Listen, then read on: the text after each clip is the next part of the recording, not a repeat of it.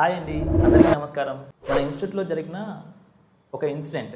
ఒక 10th class student only MCQ answers మాత్రమే రాసి వస్తున్నాడు. మిగతా ఆన్సర్స్ రావని కాదు, వచ్చినా రాయట్లేదు.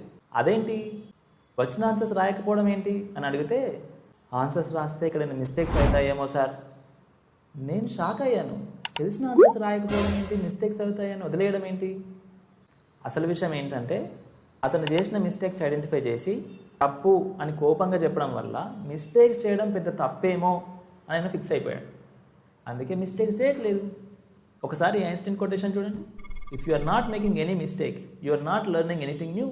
దీని అర్థం ఏంటంటే, ఏం మిస్టేక్స్ చేయట్లేదు అంటే కొత్తవేమీ నేర్చుకోవట్లేదు. అంటే కొత్తవి నేర్చుకున్నప్పుడు మిస్టేక్స్ అవుతాయనే కదా. అంత మాత్రానికి పిల్లల మీద అరవాల్సిన అవసరం ఏంటి?